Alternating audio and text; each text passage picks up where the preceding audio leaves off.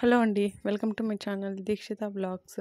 నేను ఈరోజు ఆంధ్ర స్టైల్‌లో మునక్కాయల సాంబార్ ఎలా చేసుకుంటున్నారో రెసిపీ చూపిస్తున్నాను. చాలా చాలా బాగుంటుంది ఇది. ఇడ్లీలోకైనా, రైస్‌లోకైనా, సంగట్లోకైనా, చపాతీలోకైనా ఏ డిష్‌కి అయినా బాగుంటుంది. మీరు ఒకసారి ట్రై చేయండి. ఫస్ట్ కందిపప్పు కొంచెం కడిగి పెట్టుకోవాలి. ఒక గ్లాసు, చిన్న టీ గ్లాస్ అంతా. దాంట్లోకి పచ్చిమిరపకాయలు, టమాటా కూడా వేసుకొని, కొంచెం ఉప్పు, పసుపు వేసుకొని, కొంచెం వాటర్ వేసుకొని, కందిపప్పు మునిగేంత వరకు వాటర్ వేసుకొని, ఒక 3-4 విజిల్స్ వచ్చేంత వరకు ఉడకబెట్టుకోవాలి. 3-4 విజిల్స్ రానివ్వాలి. విజిల్స్ వచ్చిన తర్వాత అవి పక్కన పెట్టుకోవాలి. విజిల్ పోయేంత వరకు చల్లారనివ్వాలి. మళ్ళీ ఆనియన్స్, అదే టమాటాలు, ఆలు, క్యారెట్, మునక్కాయలు అనేది నా దగ్గర బీన్స్ లేవు, అందుకనేసి అవన్నీ స్లైసెస్గా కట్ చేసి పెట్టుకున్నాను. ఒక ప్యాన్ పెట్టుకొని దాంట్లోకి ఆవాలు, జీలకర్ర వేసుకొని, వెజిటేబుల్స్ అంతా కటింగ్ చేసుకున్న వెజిటేబుల్స్ అంతా దాంట్లో వేసుకొని ఫ్రై చేసుకోవాలి. బాగా కలుపుకోవాలి. బాగా కలుపుకున్నాక దాంట్లోకి లైట్గా కొంచెం సాల్ట్ యాడ్ చేసుకోవాలి. సాల్ట్ యాడ్ చేస్తే ఆనియన్స్ అనేవి భిన్న వేగుతాయి. బాగా ఫ్రై చేసుకొని ఒక 10 మినిట్స్ ఫ్రై చేసుకుంటే సరిపోతుంది. దాంట్లోకి మునక్కాయలు కూడా వేసుకొని ఫ్రై చేసుకోవాలి. మునక్కాయలు కూడా వేసుకొని ఫ్రై చేసుకున్నాక మునక్కాయలు కూడా వేసి బాగా ఫ్రై చేసుకోవాలి, మగ్గించుకోవాలి. అలానే మునక్కాయలు కూడా వేసుకొని బాగా ఫ్రై చేసుకోవాలి. సిమ్లోనే పెట్టుకొని ఫ్రై చేసుకుంటే మునక్కాయలు కూడా బాగా మగ్గుతాయి. సాఫ్ట్గా ఉడికిపోతుంటాయి. నీళ్ళు పోయకుండానే బాగా ఉడుకుతాయి. ఆలు గిని, క్యారెట్ గిని, మునక్కాయలు గిని సగం వరకు ఉడికిపోతుంది. నేను కొంచెం పసుపు, ఉప్పు వేసుకున్నాను. వేసుకొని బాగా కలుపుకోవాలి, బాగా మగ్గించుకోవాలి. సిమ్లో పెట్టి మగ్గించడం వల్ల మునక్కాయలు లోపలనే బాగా సాఫ్ట్గా ఉడికిపోతాయి. బాగా కలుపుకోవాలి.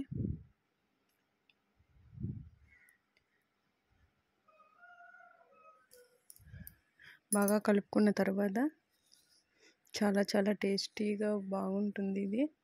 దాంట్లోనే తెల్లగడ్డలు కూడా దంచి వేసుకోవాలి. ఉప్పు, కారము, ధనియాల పొడి, అలానే లైట్గా సాంబార్ మసాలా పొడి కూడా వేసుకున్నాను.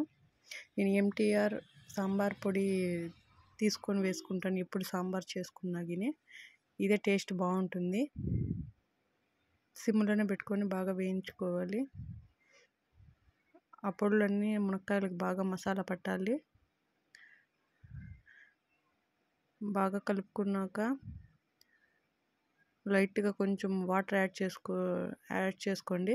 వాటర్ యాడ్ చేసుకోవడం వల్ల మసాలాలన్నీ బాగా మునక్కాయలకి, వెజిటేబుల్స్ అన్నిటికీ పడతాయి.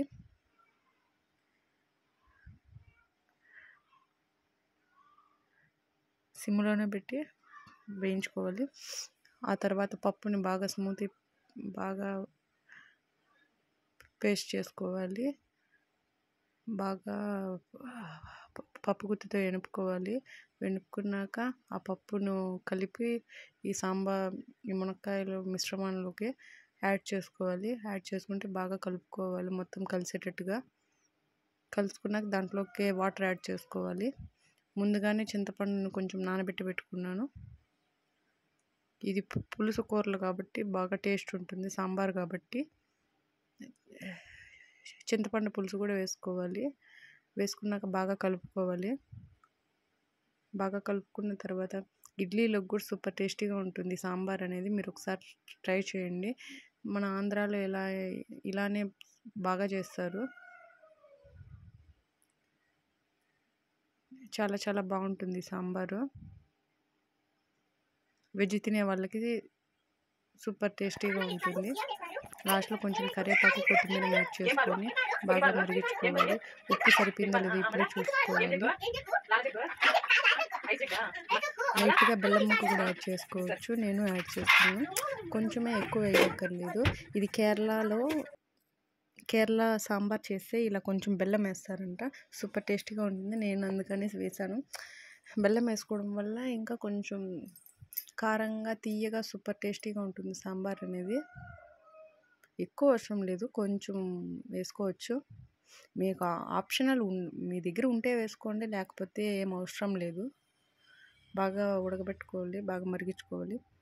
ఎంతో టేస్టీగా ఉంటే మునక్కాయల sambar ready. Okay, bye friends.